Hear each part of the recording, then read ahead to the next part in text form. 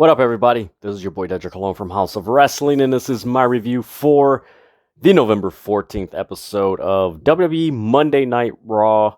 Like, share, comment, subscribe, hit the notification so that you're notified when the House of Wrestling drops its latest content. Follow me, Dedrian180, on TikTok, Twitter, and Instagram. So, tonight's Monday Night Raw. Man, where do I start? Well, for one, we're less than 2 weeks from Survivor Series, which is going to be the Saturday after Thanksgiving. So there's a short amount of time for a short amount of build, considering that Crown Jewel was last weekend. So you got 2 weeks to cram all this stuff to really make Survivor Series even more grander to it, if that even makes any sense. So tonight's Raw, man, the first 35 minutes was good. The last hour was good, especially the main event. The main event was fantastic. But in between, man, it was just something lethargic and in some ways kind of dull. Like, it just really didn't have that enthusiasm, like a sense of urgency as far as the stories, as far as really like, hey, this is really important because, man, we're going to do some crazy stuff at Survivor Series. And not saying that the story's going to say, hey, we're going to have this crazy match, but just the intensity and enthusiasm, like, hey, Survivor Series is a big deal. You know, this is the first time the main roster is getting the Wargames match for both men's division and the women's division. So, like, really, like, showing emphasis, like, hey, this is a big deal. Like, this show is going to be something you can't miss. And it just felt really clunky. I think that's the best word. Very clunky. First, like I said, the first 35 minutes was really good, and then it just got a little clunky in the middle and lethargic, and at some points it was kind of dull, and then the last hour just picked right back up. But before I get into all the stuff that happened tonight, because there was quite a few things that happened. We found out who was added to Bianca Belair's team, and we found out who was added to Bayley's team. But I'll get into that a little bit later. I'm going to give you guys the results. So here are the results for Monday Night Raw on November 14th, 2022. In the opening match, you had Bobby Lashley defeat Mustafa Ali. In the second match, you had Mia Yim defeat Tamina. The third match, you had Chad Gable defeat Matt Riddle. In the fourth match, you had Dominic Mysterio defeat Shelton Benjamin. In the fifth match, you had Io Sky defeat Dana Brooke. The sixth match, you had Dolph Ziggler defeat Austin Theory by disqualification. And the seventh match, you had Baron Corbin defeat Akira Tozawa. And in the main event, you had Seth Rollins defeat Finn Balor. And yes, tonight's Monday Night Raw had a total of 8 matches, which is very rare, considering that usually they have at least 6 matches and they spread it out. But I appreciate the 8 matches. Now, looking back, while this show was going on, it's like, man, this is whew. But I do got to say that even though it felt clunky to me as far as the pacing, there wasn't any long segments or matches that kind of just like, man, this is not anything like last week. Last week, I mean, that was the talk of any review, any podcast. That crowd at last week's Monday Night Raw, man, that was tough to watch, man. That was really tough to watch. And the matches were pretty good. As tonight, the matches, Seth Rollins and Finn Balor, that was a banger match. Every match tonight was decent and great. You know, there wasn't, I really can't say there was any bad matches. Io Sky, Dana Brooke, that was a pretty quick match. Corbin and Tozawa, that was a pretty quick match. Riddle, Shelton, decent match, kind of quick. Tamina and Mia Yim was a pretty quick match, somewhat decent. So I mean, it is what it is. This crowd was I do got to say, this crowd this week was a little bit better than the crowd last week. Like they were decent.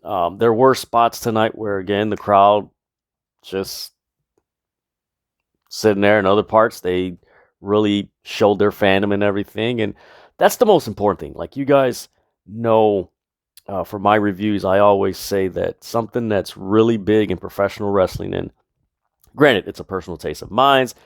You might be different, but when a wrestling crowd, when you're watching professional wrestling on TV and you have a rowdy crowd that's energetic, enthusiastic, they're not witnessing wrestling, they're experiencing everything, that really draws you in as a viewer. And tonight, I mean, there were certain spots it was challenging, but certain spots it was like, ooh, this is pretty interesting. But yeah, certain spots it was just like, whew, man.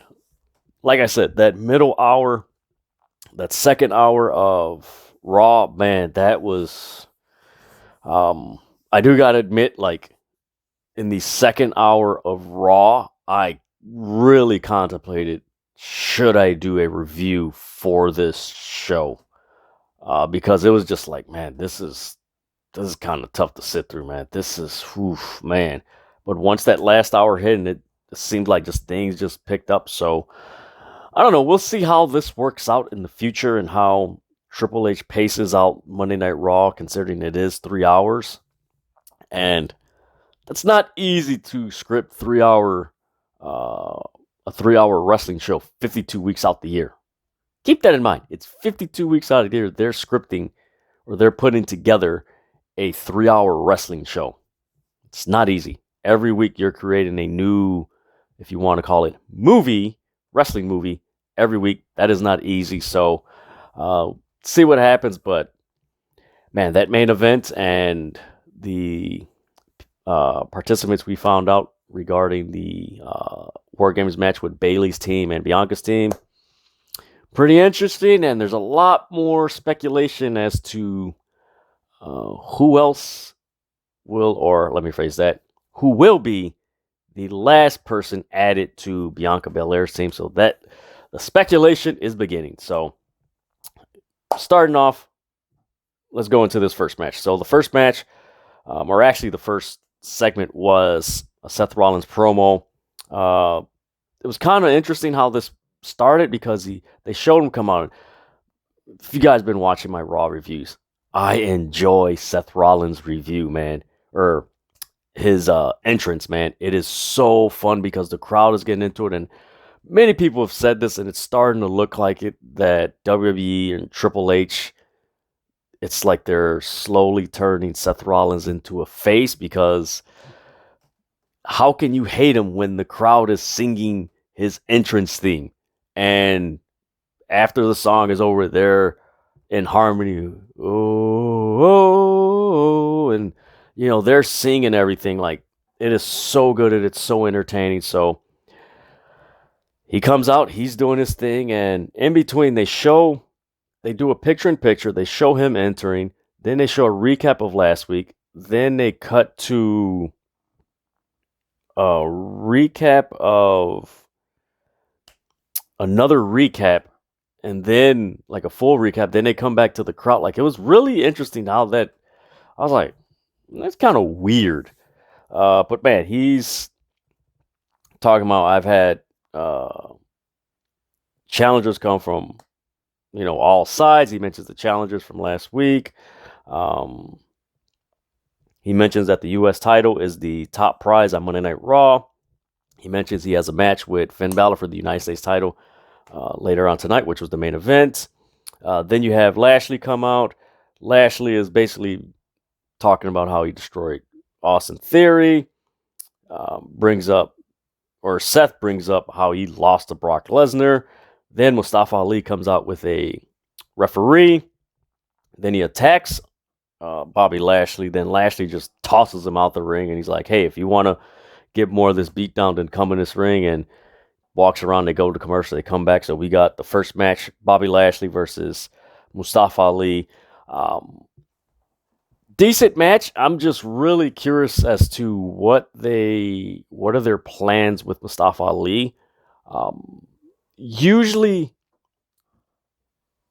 with WWE and Triple H, and kind of throw in Vince McMahon, the initial feud for a wrestler that we haven't seen in a while, and when they want to implement them, it's very intriguing. It's usually where do they go after that first feud and entering that second feud that really determines, like, man, this is good, or is this like,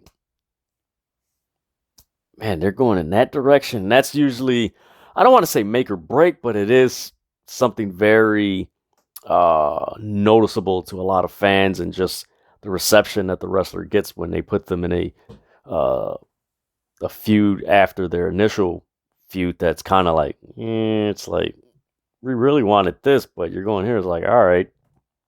But man, you got Lashley. He throws Ali across the announcer's table. Then Lashley does a spine buster.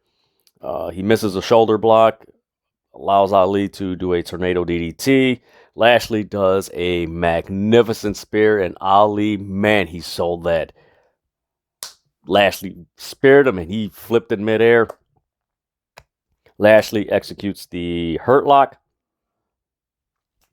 to the point where Ali was just out, and Lashley gets the win. So after that, we get a backstage segment with Kathy Kelly and the OC and Mia Yim, and AJ Styles is like, there needs to come an end to this Judgment Day OC feud, which again, this ties into what I said about Ali. You brought in the OC. Mia Yim just came back last week. So with the OC and Judgment Day, where's the next? Where are they going to go with the OC? Of course, their initial feud with Judgment Day made so much logical sense considering their history with AJ Styles and Finn Balor and the Bullet Club. So it was just like, it was a perfect fit. But now is the big test where, okay, where are they going to go with the OC, particularly Carl Anderson and Doc Gallows? What's the next feud that they're going to do? And, how are they going to transition it? Maybe that's just my thinking, but that's something that is really key because, I mean, let's face it, we're November, December, we're close to 2 months. Yeah, 2 months and 2 weeks from Royal Rumble. And then once Royal Rumble hits, like after Royal Rumble, it's the road to WrestleMania. So there's a lot of things that gotta be in motion, that gotta click. I'm pretty sure there are going to be some things that click for the most part. Most things are going to click heading into WrestleMania, but right now is just that, Summer Survivor Series, and then it's like, all right, now we're getting to the road to the Royal Rumble. Right after Survivor Series, that's when it's Royal Rumble season. So we'll see what happens with that. But he challenges Finn Balor for a match at Survivor Series, and later on, Finn Balor accepts. So yeah, we're getting Finn Balor and AJ Styles at Survivor Series. That should be fun. This match and this feud should have happened 5 years ago. Just saying. Balor was there. AJ was there. They had a brief moment, I believe, in one of the Royal Rumbles, I think 2018. So you could say 4 or 5 years ago. 4 years. Was it 2018, 2017, or 2018? I think it was the 2018 Royal Rumble. So yeah, you could say 4 years. Like, these guys should have been feuding 4 years ago, and for whatever reason, that was Vince's thing. But so yeah, we're getting AJ Styles and Finn Balor at Survivor Series. So I'm looking forward to that match. Then we get the Mia Yim versus Tamina Snuka match. Rhea Ripley and Dominic, they're at ringside. This was like a really quick match. It was just boom, boom, boom, boom, boom. and then it was over. Tamina missed a top rope splash that allowed Mia Yim for the damning Comet Lodge move, whatever that thing is. Forgive me, guys. Writing notes and watching this is very challenging. So Mia Yim got the stack up for the pin, 1, 2, 3. Like I said, this was a really quick match. The only thing that I won't say the only thing, but it was kind of like disappointing because again, this is where the crowd just like, man, they're just witnessing wrestling. Like it was like very few people were like experiencing and like, oh man, this. They're just,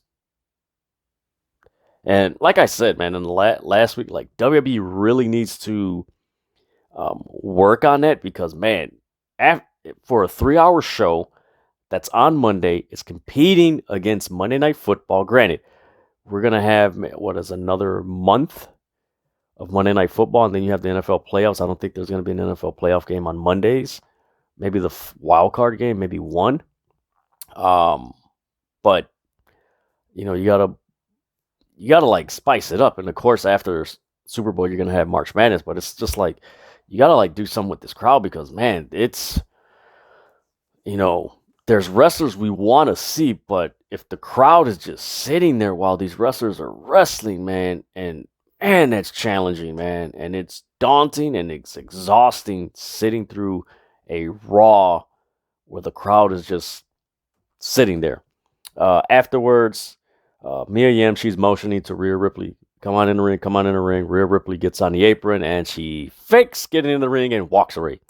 So she doesn't get in the ring. So, we know that's a feud that's going to happen, which should be a really good feud. It's about time Rhea Ripley gets into some sort of feud because basically her feud has been Judgment Day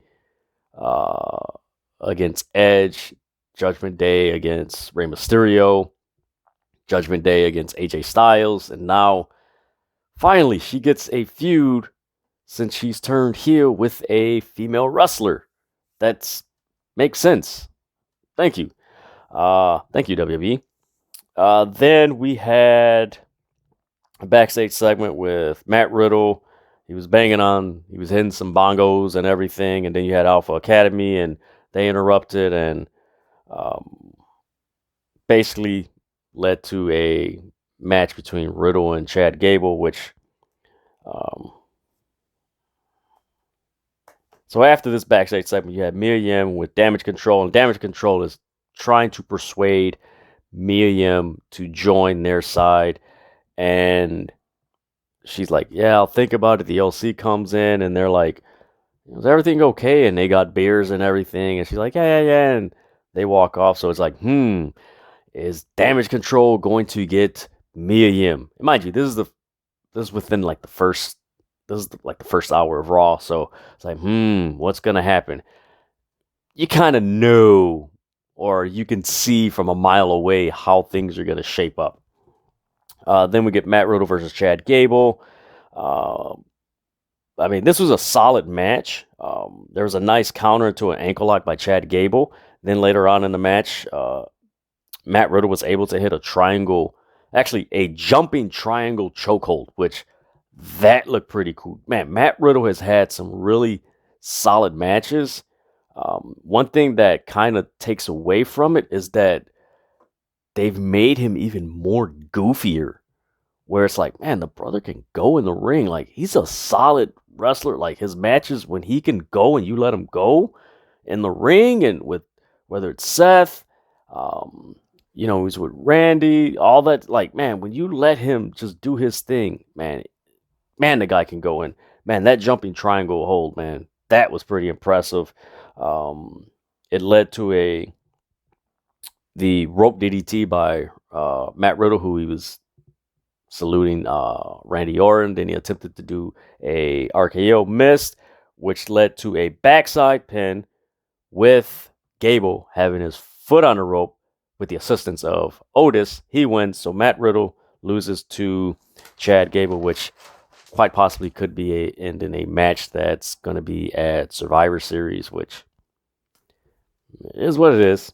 Then we get a backstage segment with Baron Corbin, JBL, and another guy playing poker. Me personally, I do not get any entertainment value of this alliance or this pairing of JBL and Baron Corbin.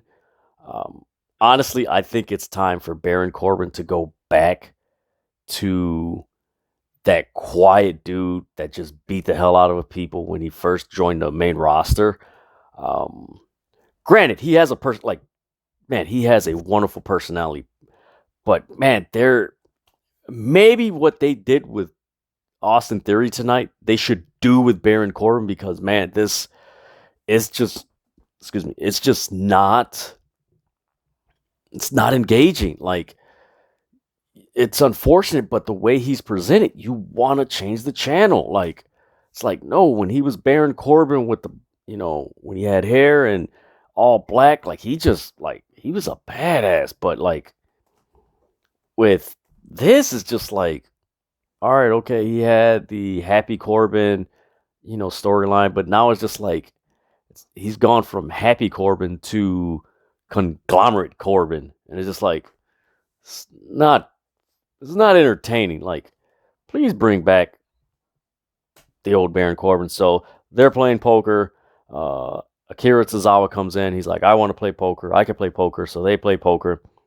Then we go to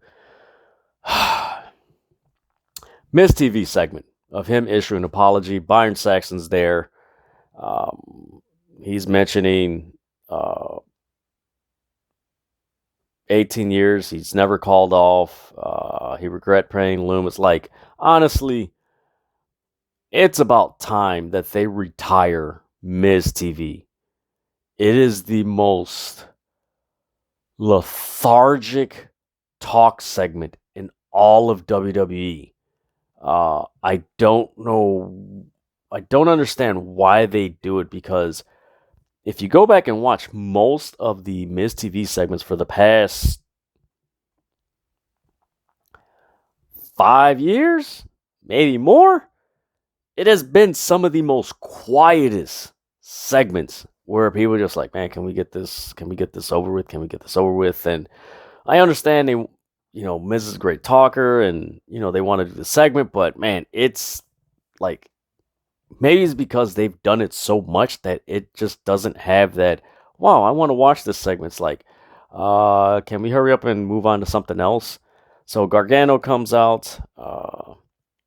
Gargano, the Miz mentions that he's just doing this so people can chant Johnny Wrestling. He's like, pay Dexter. He's like, in 2 weeks, this will end when the Miz faces Dexter Loomis. He says if Loomis wins, the Miz has to pay him what he owes, and he gets a WWE contract.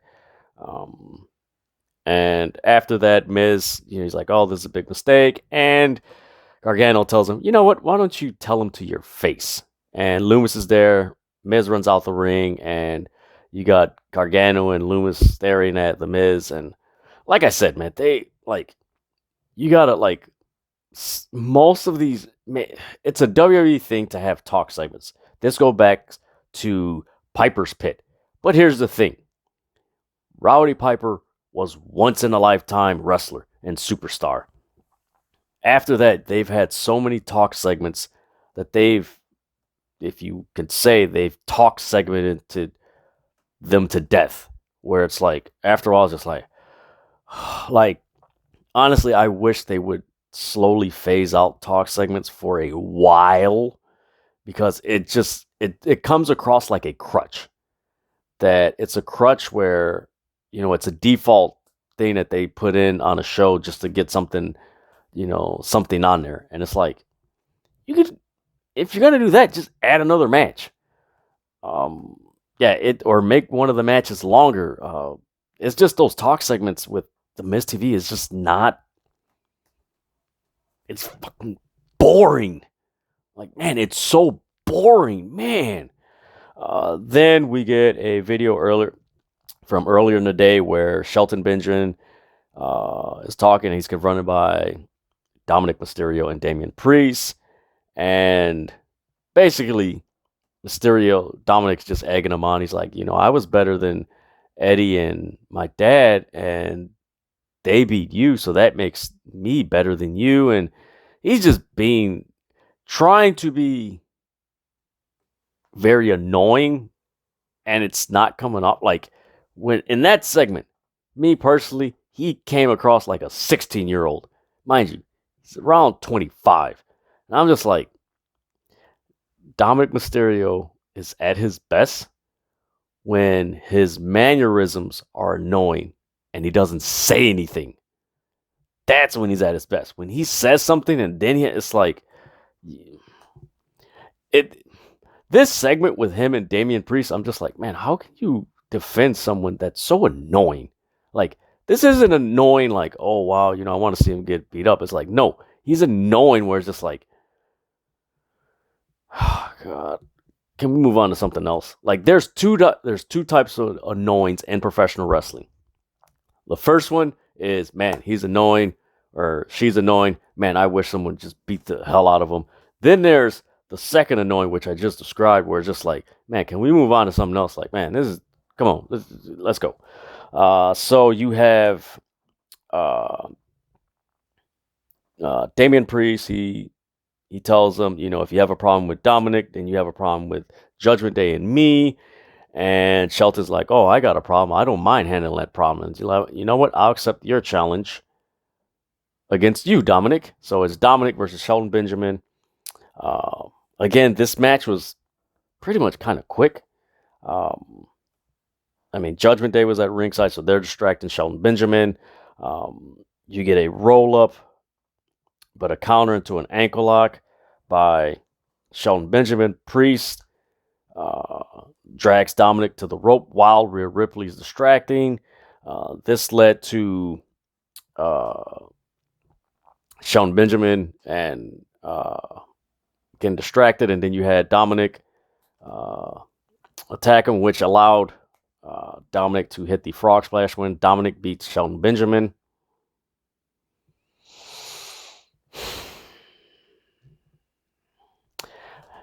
You got to put over the faction. That's all I got to say. This was a really quick match. I just hope with what they're doing with Bobby Lashley, I just hope that either Survivor Series, December, or the beginning of January, we see the reuniting of the Hurt Business along with Omos. Please bring back the Hurt Business because, man, it's a shame because they broke up the Hurt Business, but yet, granted, I like everybody in Judgment Day, but like Judgment Day is starting to get to the point where it's like, they're not annoying, but they're slowly getting to the way they're being presented is just like their feuds are too long, and it's kind of a trope with them. With Dominic is like it's just very tropey. The way they're being presented is just bring back the Hurt Business, man. That was so cool, and like it would bring a new fresh of life to Monday Night Raw that is lacking a very dominating faction that coincides with how the Bloodline is booked on SmackDown. So then we had a backstage segment with Austin Theory. He breaks down why he cashed in the Money in the Bank title for the United States Championship. He's like, I'm the face of the franchise. It's an anchor. I tried to cash in. He mentions how, look, if I tried to cash in on Roman, I already did it twice. The Bloodline is always going to be there. So he's like, I got a short amount of time to cash in. And he's like, you know what? I chose to go after the United States title. Dolph Ziggler comes in and he's telling him it's the worst cash in ever. He tried to help him. And then he tells him your ego is just too big. So that leads to a match between Austin Theory and Dolph Ziggler.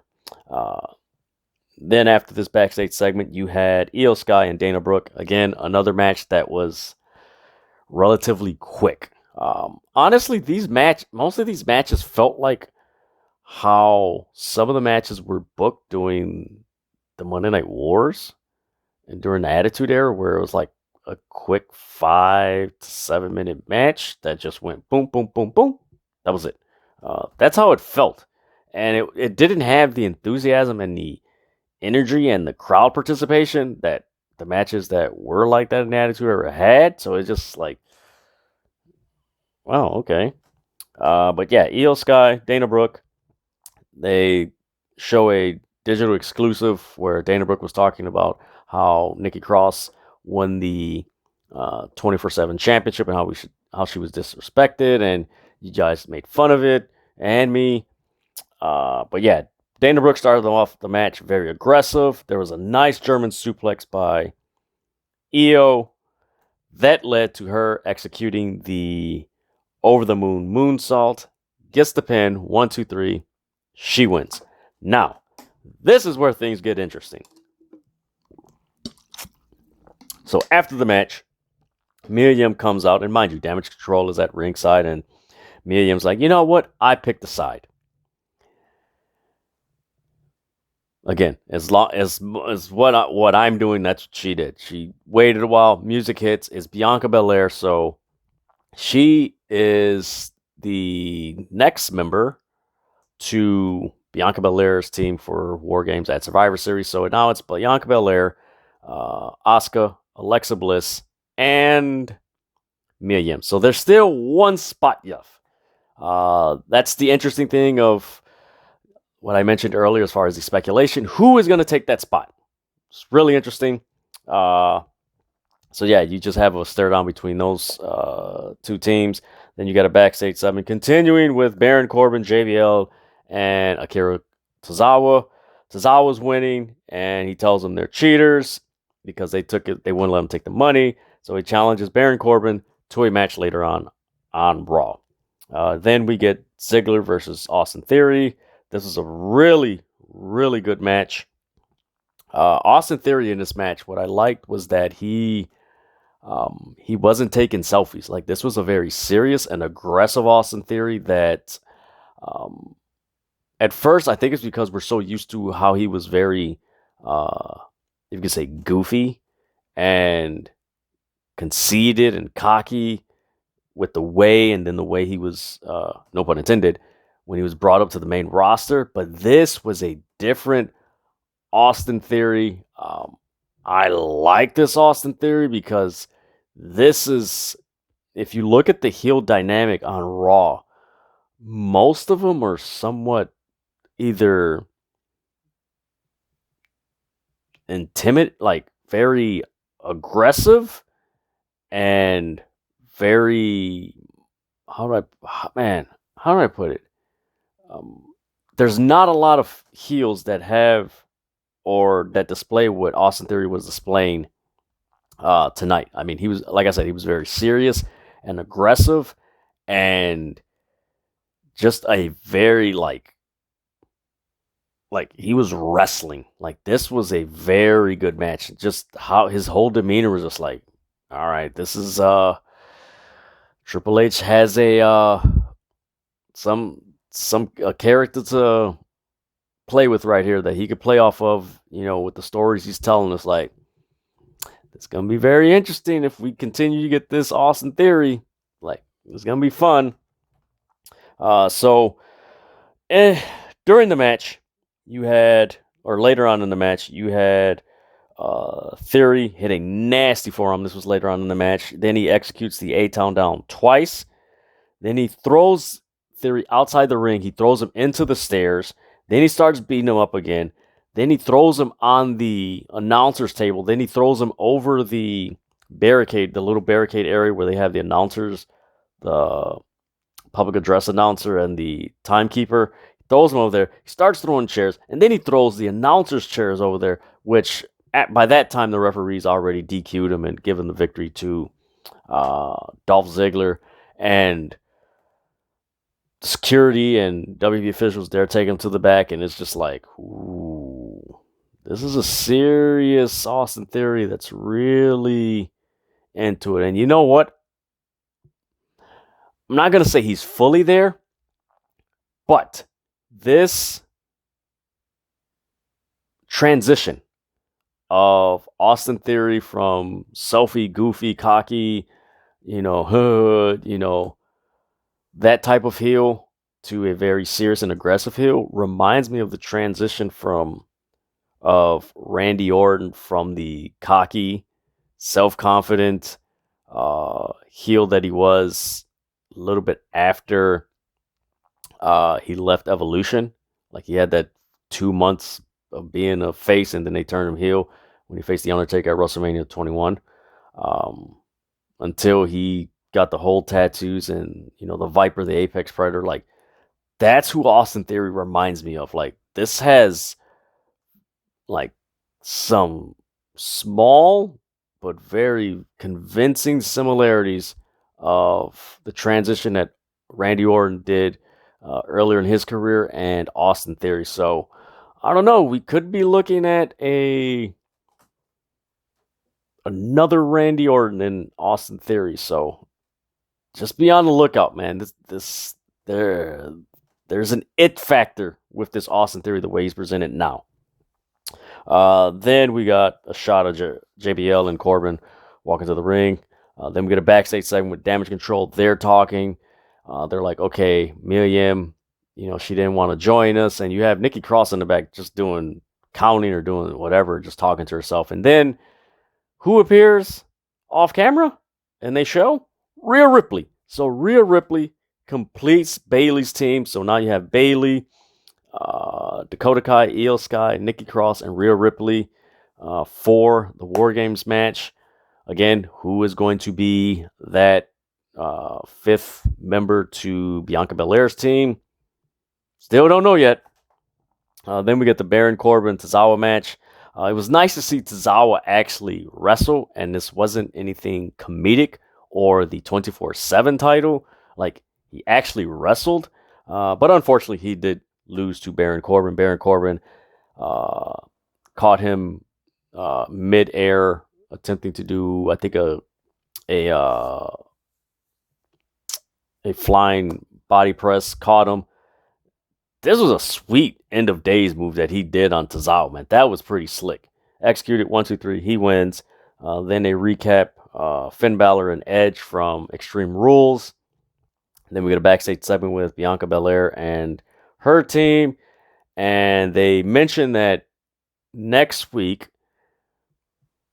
from what I got to go back and watch it, but correct me if I'm wrong. Comment below how they describe it. So next week, each member from each team is going to face each other in, as far as the order or who gets, now it makes sense. So they're going to, each team member is going to wrestle to whoever has the upper hand, because there's 5 or 1 or what have you.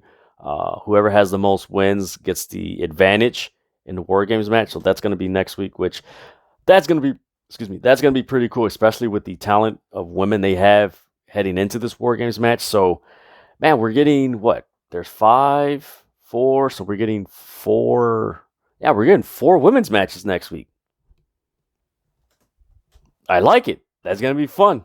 And the women that they have wrestling, man, I hope they give them more than 7 minutes wrestling, because, man, that's going to be...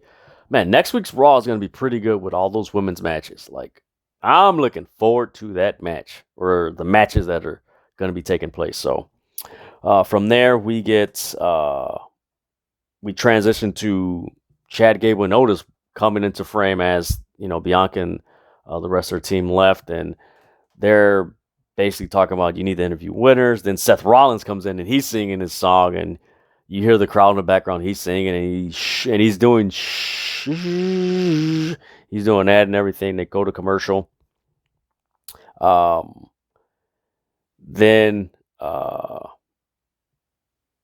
we have,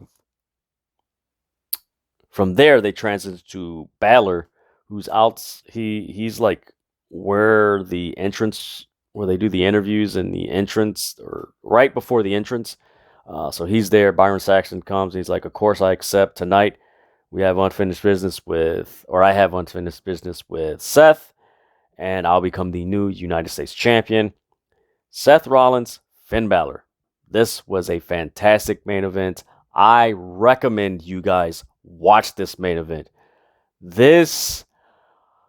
The only thing I wish about this main event, I wish Roman Reigns did not have both titles, because this would have been a perfect world title match between Seth Rollins and Finn Balor.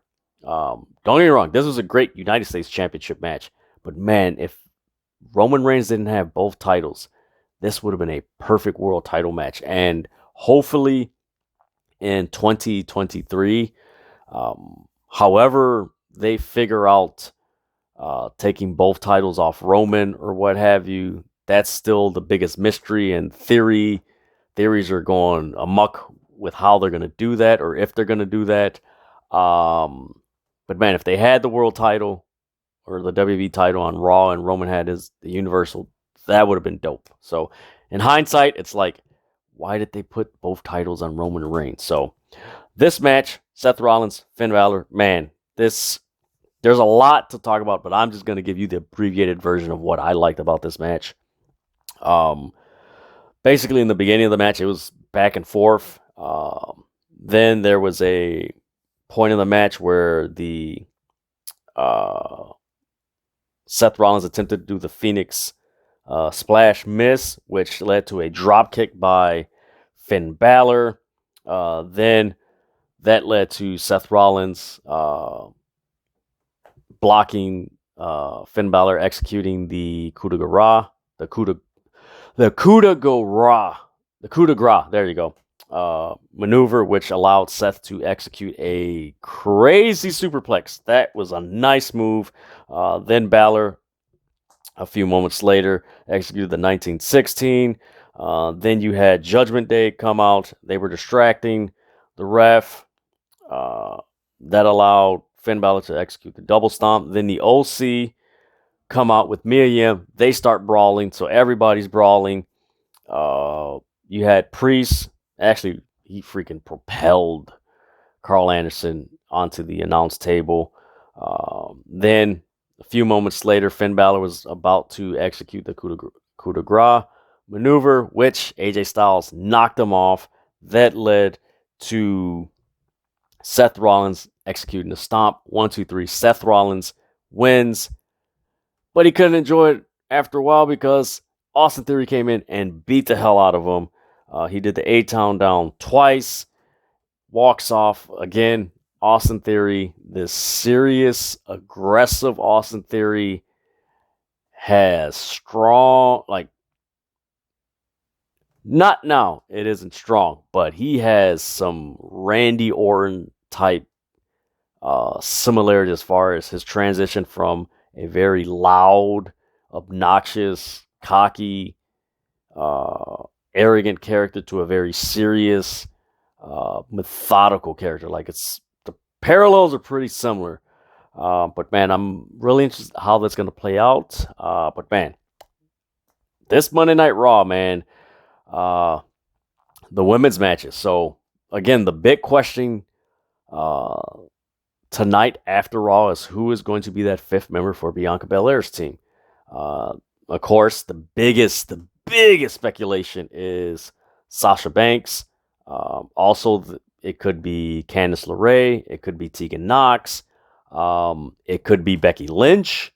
Of course, people throwing out Charlotte Flair. So you have so many names that people are just like, man, who could be that fifth person? Of course, the reason why I say Sasha Banks is the biggest speculation to be added to the wrestler that will be added to Bianca Belair's team is because Survivor Series is in Boston.